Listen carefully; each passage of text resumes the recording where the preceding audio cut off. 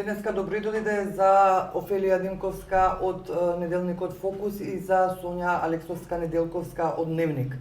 Моите колешки новинарки се тука за да разговараме за сега веќе би рекла контроверзниот спот со кој што Македонија ќе се представи на престојниот Евросонг. Еве ќе почнам Сонја од вас, бидејќи столги години ги следите македонските представувања на Евровизија. Вчера од кога се објави спотот, на социјалните мрежи имаше лавина негативни коментари, слободно ќе речам 90% беа негативни. Како го коментирате ви ова?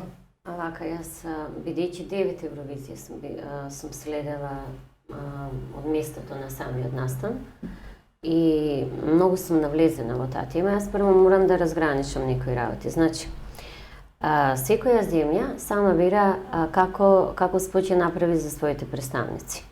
Многу од земјите кои се помали, по-неафирмирани, се обидуваат да ги представат во тие 3 минути. Значи, тоа е 3-минутно представување на земјата во Европа. Се обидуваат да ги представат своите убавини. 98 година имавме спот со Владо Јаневски, кога ги представи убавините на Македонија, па со години наназад се инсистираше на тој сегмент по секоја цена да се представи барем некој дел од Македонија. Правила на Евровизија во тие домаќините кога ги презентираат разгледниците пред настапот на секој изведувач да си ја презентираат својата земја, значи убавините на својата земја. Не знам дали вчера забележавте, Малме имаше една разгледница веќе подготвена која емитува и што се случи? Те прво представија едни млади луѓе кои на зеленило вежба, значи акцентот го ставија како земја водат сметка за здравиот начин, потоа представија група на најстарите жители во Малме, значи на пензионерите и нивната активност, значи тој спот од неколку минути имаше порака, ги представи убавините, убавините. Меѓутоа, ние имавме 90, меѓутоа ние очигледно одбравме полош начин на презентација на нашата земја, значи имавме еден затворен спот во кој доминираа само новите зданија, а немавме некоја свежина, да речеме, и со зеленилото, убавини, тако веќе решиле да ја презентираат Македонија. Него немавме и тој аспект и затоа излезе еден херметичен спот кој едноставно не зборува ништо, туку само се поуваат некои градби. Спотот како да нема сценариј и како да нема приказна. Офелија, ова империја е малку претенциозно со оглед на тоа дека сме една држава од 2 милиони луѓе, од 200 километри, така што веќе го нарекува дека оваа претенциозност е комична. Значи, еден куп имаме на Твитер и на Фейсбук комични коментари за спотот, а и за песната.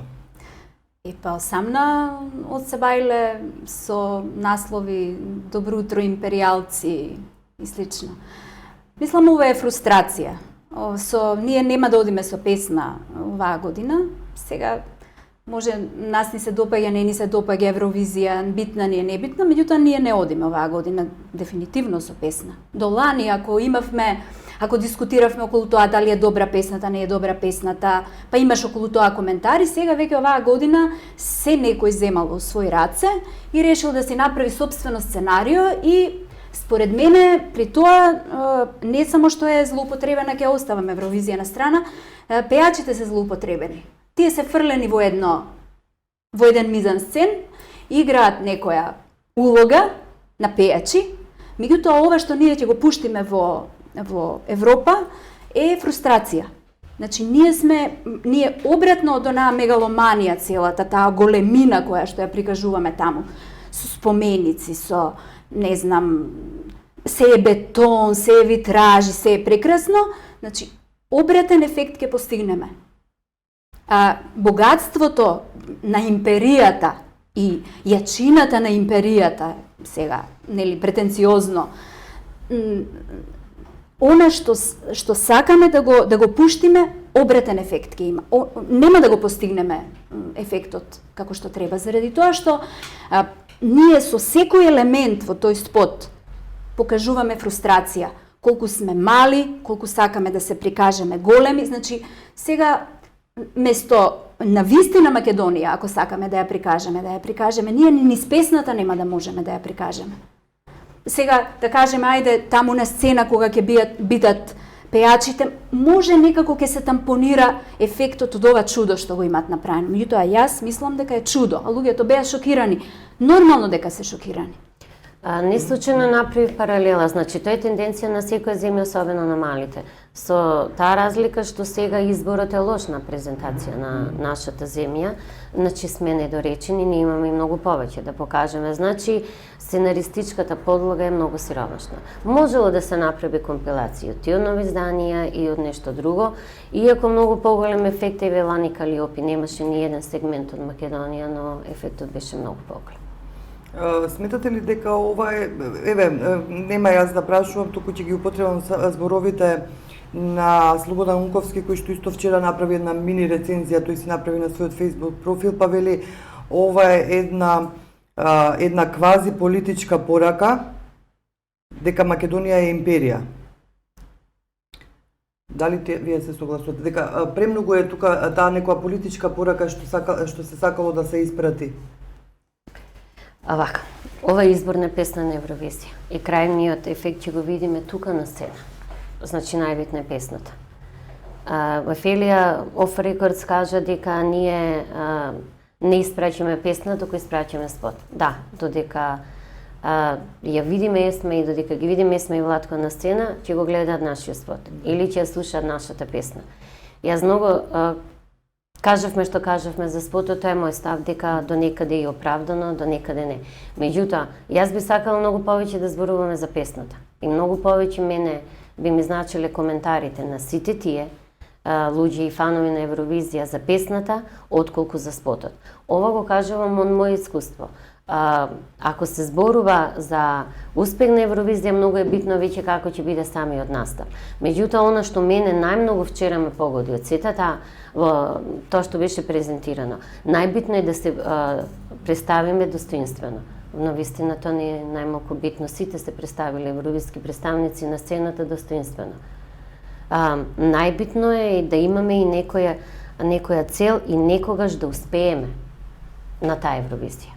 Значи, јас сега може би, меѓутоа, со ова што сега, овој пакет што сега го нудиме, јас мислам дека тешко би дошле до некој успех.